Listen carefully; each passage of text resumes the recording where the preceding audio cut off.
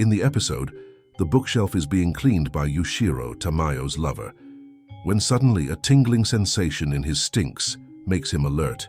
He is seen rushing to his crush, Tamayo. Concurrently, Tamayo is greeted by Kaguya Ubuyashiki's messenger, who presents outdated poetry, causing Tamayo to become worried. The crow, understanding Tamayo's suspicion due to his unattractive appearance, acknowledges the difficulty in regaining her trust, as Tanjiro once did. Tamayo is portrayed as questioning the crow's intentions and whether Ubuyashiki intends to deceive her. She inquires about Yushiro's whereabouts, and she is assured that there is no need for concern, as Yushiro is already on his way to her, despite falling down the stairs in his haste. The crow then addresses his main purpose, informing Tamayo of a knowledgeable but deemed worthless kid within the Demon Slayer Corps, who is well versed in demon body and pharmacology. Tamayo is requested to collaborate with Shinobu to investigate Nezuko's Miss World transformation. The crow proposes that this cooperation is crucial to defeating the final boss, Muzan Jackson Kibutsuji. Finally, it is revealed that Tamayo has been invited to the Ubuyashiki residence, leaving her sweating with worry about the reason behind this invitation to the Demon Slayer Corps headquarters. In the story, Yushiro, who is in love, comes to Lady Tamayo and urges her to leave quickly because preparations are complete. However, Lady Tamayo refuses, revealing that Nezuko has conquered the sunlight and something significant has begun to stir, which she believes had already started earlier. She admits they are relocating, but explains that this time it is different from previous occasions. Lady Tamayo expresses the need to summarize the research results and asks for Yushiro's assistance, hinting that this relocation might be their last. Yushiro appears nervous, yet Tamayo decides to proceed to the Demon Slayer Corps headquarters at the Ubuyashiki residence. Simultaneously, Tanjiro is seen reading a letter from Master Ubuyashiki, which he finds insignificant. The letter inquires about Tanjiro's injuries and expresses regret that Master Ubuyashiki cannot move. The master wishes to speak with Giyu, but is unable to do so due to the importance of the time, emphasizing the need for unity and effort. Master Ubuyashiki requests Tanjiro to speak with Giyu, hoping Tanjiro will be patient with him, as Giyu often ends up alone. Tanjiro then decides to approach Giyu for a conversation. The following day, Aoi, who is described as cute, is sweeping when she notices Tanjiro and inquires about his early departure, speculating whether he is heading for Hashira training. Tanjiro clarifies that he must meet someone first, and Aoi accepts this. Tanjiro asks Aoi for advice on how to show someone who is always alone that they are not, to which Aoi responds with uncertainty, suggesting that she would prefer to be left alone. Nonetheless, Aoi pauses to give Tanjiro some onigiris for himself and the person he intends to meet, advising him to eat well to maintain his health. Tanjiro is pleased, thanks Aoi, and bids her farewell. Arrival at Giyu's house was made by Tanjiro, who was shouting from outside like a brat. Inside, Giyu was meditated upon, but his meditation was disturbed by Tanjiro's shouts. It was believed by Giyu that he had misheard, thinking Tanjiro was leaving. However, the door was opened, and Tanjiro was seen peeking inside like a useless kid, which shocked Giyu. A conversation was had between Tanjiro and Giyu, where training was discussed. Knowledge of everyone's training was already possessed by Giyu.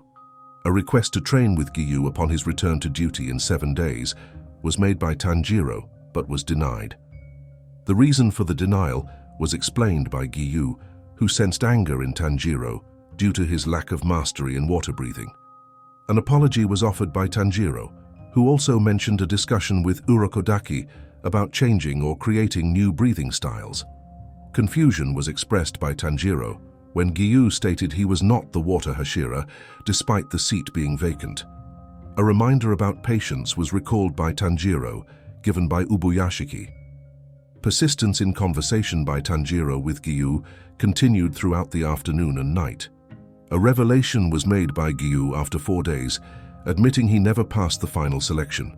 Curiosity was sparked in Tanjiro when Giyu mentioned a boy named Sabito, who had also faced demons. It was mentioned that Giyu and Sabito became friends at the age of 13 after both had lost their families. Sabito, known for his strong sense of justice and kindness, was the only one who died in the selection that year. It was said that Sabito almost single-handedly defeated a demon on the mountain, and while everyone else was accepted into the selection, Giyu was injured early on. Sabito saved Giyu and entrusted him to another boy before going to help someone else. When Giyu regained consciousness, the selection had ended, and he had been chosen for surviving 7 days.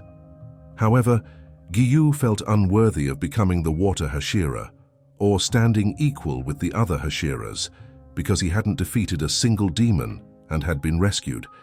He questioned whether he truly passed the selection. Tanjiro became emotional upon hearing Giyu's words. Giyu told Tanjiro to seek training from other Hashiras, believing it was best for him. Giyu doubted he would ever receive the mark, and wondered if Sabito would have. He advised Tanjiro not to waste time concerning himself with Giyu any longer.